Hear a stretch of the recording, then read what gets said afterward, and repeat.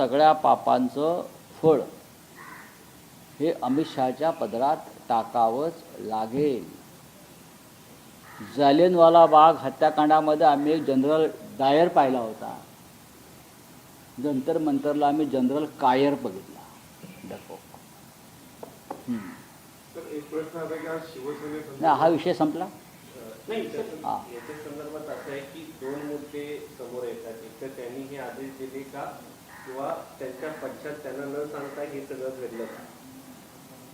काही असलं तरी त्यांनी राजीनामा द्यायला पाहिजे. जर त्यांना न विचारता फायरिंग झाला असेल तर ही जबाबदारी त्यांचीच आहे गृहमंत्री म्हणून. याचा अर्थ तुमचे आदेश पोलीस मानत नाहीत किंवा तुमचं लक्ष नाही, तुम्ही अकार्यक्षम आहात. आणि जर तुम्ही तो आदेश दिला असेल तर तुम्ही विद्यार्थ्यांना गोळ्या घालून ठार मारण्याचा प्रयत्न केलात. दोन्ही बाजूनी जर आपण पाहिलं तर अमित शहा हे अपराधी आहेत आणि त्यांचा राजीनामा मागणं हे राष्ट्राचं कर्तव्य आहे. सर, प्रश्न असा पडतो की ज्यावेळी काल जितेंद्र सिंग सभागृहामध्ये बोलत होते त्यांनी स्पष्ट केलं की कुठेच गोळ्या चाललेल्या नाहीत असं त्यांनी ऑन रेकॉर्ड लोकसभेमध्ये नाही, ते खोटं बोलतात.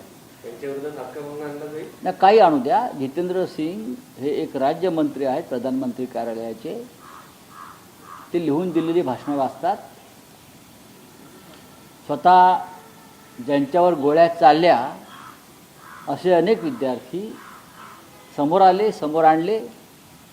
आणि संसद मार्ग पोलीस स्टेशनमधली जी डायरी आहे, जनरल डायरी, ती खोटं बोलत नाही. तर डायरीची काय पानं समोर येतील आगामी काळात? 100% येणार आहे. ज्या पद्धतीने या सगळ्या आंदोलनामध्ये एक दगडांचा ट्रक समोर नाही. आणि आता असं आहे की मला कोणतरी सांगितलं की हे महाशय जे आहेत हे जनरल कायर यांना पुण्यात कोणीतरी कार्यक्रमाला बोलवलं आहे. पुण्यभूषण पुरस्कार त्यांच्या हस्ते दिला जाणार आहे. ज्या पुणेकरांनी त्यांना बोलवलं आहे, मुलांवर गोळीबार करणाऱ्या या महाशयांना, त्या पुणेकरांना लाज वाटली पाहिजे. लोकमान्य टिळकांच्या नावाचा पुरस्कार असेल किंवा अन्य कुठला पुरस्कार असेल जे देत आहेत यांच्या हस्ते, रक्ताने रंगलेले हात आहेत त्यांचे मुलांच्या. तुम्ही त्याचा विरोध करा. शिवसेना अख्ख्या पुणेकरांनी विरोध केला पाहिजे. शिवसेनेचा प्रश्न काय येतो इथे? बोलिए, आपका क्या? हो गया ना, हो गया, मराठी हो गया. 3 वर्षानंतर आज हेअरिंग येते, काय सांगा? बघू आता कॉक्रोच जनता पार्टीचे मुख्य संस्थापक काय निर्णय घेत आहेत, पाहू. तुम्हाला आशा आहे का की निर्णय होईल? कायद्यानुसार जर निर्णय झाला, निकाल लागला, अँटी डिफेक्शन लॉमधलं जे 10th शेड्यूल आहे त्याचं पालन, त्या संविधानाचं पालन जर न्यायालयानं केलं, 3 वर्षाच्या आधीच करायला पाहिजे होतं, तर 100% एकनाथ शिंदे यांच्याबरोबर गेलेला प्रत्येक माणूस डिस्क्वालिफाय ठरेल. हे कुठले झाले पक्षाचे मालक? आमच्या शिवसेनेच्या बाळासाहेब ठाकरेंच्या. सुप्रीम कोर्टाने केलेला हा सगळ्यात मोठा घोटाळा आहे. निवडणूक आयोगाने केलेला हा सगळ्यात मोठा घोटाळा आहे. ही शरद पवार साहेबांचा राष्ट्रवादी काँग्रेस पक्ष अजित पवारांना देणं आणि बाळासाहेब ठाकरेंनी स्थापन केलेली शिवसेना ही एखाद्या आयऱ्या गैऱ्याच्या हातात देणं, हा सगळ्यात मोठा राजकीय घोटाळा निवडणूक आयोग, विधानसभा अध्यक्ष आणि सुप्रीम कोर्ट यांनी मिळून केलेला घोटाळा आहे.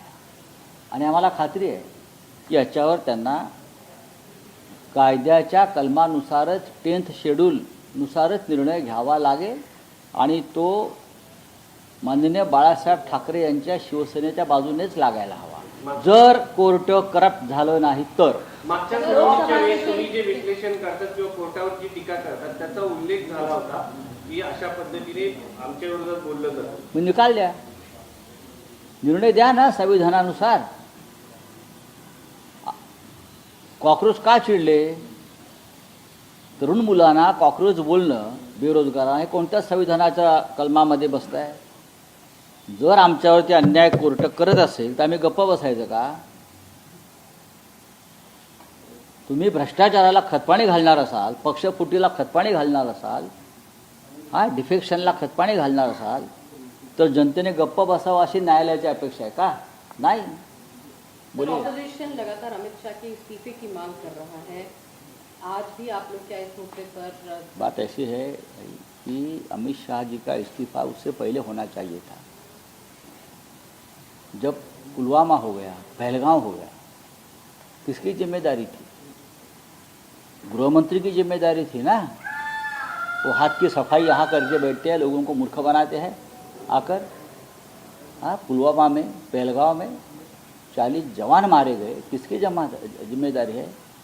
हाँ, हमारे देश के लगभग 27 टूरिस्ट मारे गए, किसकी जिम्मेदारी है? क्या आपकी जिम्मेदारी नहीं बनती? आपकी जिम्मेदारी बनती है ना। उसी वक्त उनका इस्तीफा लेना चाहिए था प्रधानमंत्री ने, और उनको घर भेजना चाहिए था।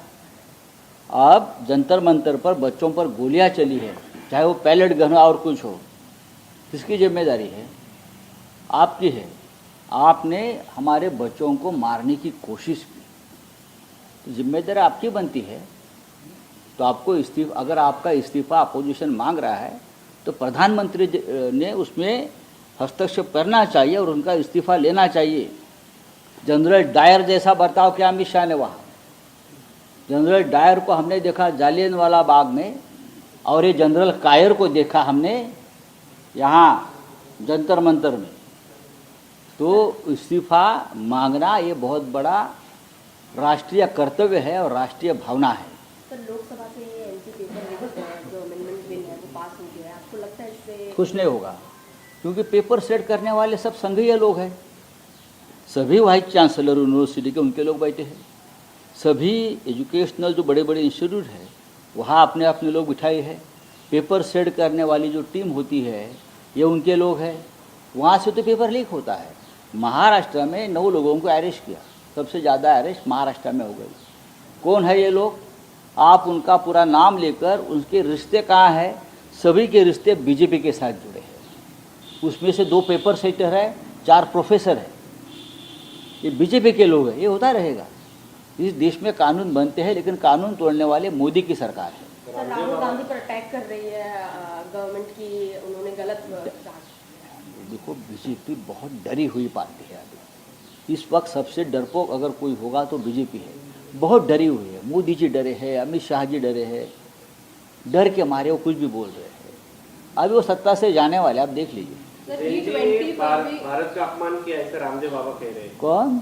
रामदेव बाबा कह रहे हैं कि जंतर मंतर पे जैन लोगों ने, बच्चों ने भारत का अपमान किया। तो आप जो अनशन पर बैठे थे और महिलाओं के ड्रेस में भाग गए, वो किसका अपमान था? आप क्यों बैठे थे? आप भी आंदोलन में बैठे थे ना? क्यों बैठे थे आप मुझे बताइए। आंदोलन तो आपने किया, तब भारत का अपमान नहीं हो गया। जब कांग्रेस की सरकार आ जाएगी यहाँ, कभी हमारी सरकार आ गई, तो सबसे पहले राहुल गांधी को सम्मान देने वाले ये रामदेव बाबा हो। ये व्यापारी है, ये सब, ये बिजनेसमैन है। सर, G20 पर सरकार ने कल पार्लियामेंट में जवाब दिया है कि कहीं पे भी ये साइंटिफिक नहीं है कि गाड़ियों की माइलेज पर असर पड़ता हो या देखिए, ये टेक्निकल विषय है। हम उस बारे में रिसर्च हमारा भी चल रहा है, हम बाद में उस पर बात करेंगे जरूर। सर, उद्धव ठाकरे ने कंपेयर किया जेनजी को शिवाजी से। वो कहते हैं कि सेम एज पर जेनजी जिस एज पर लड़ रहे हैं उसी एज पर शिवाजी ने भी शुरू किया। तो आप क्या किस होगा? तरीके से देखते हैं इसे? देखिए, छत्रपति शिवाजी महाराज भी इसी बच्चे के उम्र के थे, तब उसने बहुत से किले जीत लिए थे औरंगजेब के खिलाफ। तो उस वक्त वो जैन जी थे ना। तो जैन जी में वो ताकत है, वो जज्बा है, वो ईर्ष्या है लड़ने की, वो हमने देखा है। इसलिए तो धर्मेंद्र प्रधान का इस्तीफा हो गया ना। चलिए, थैंक यू। अरे सर, गायब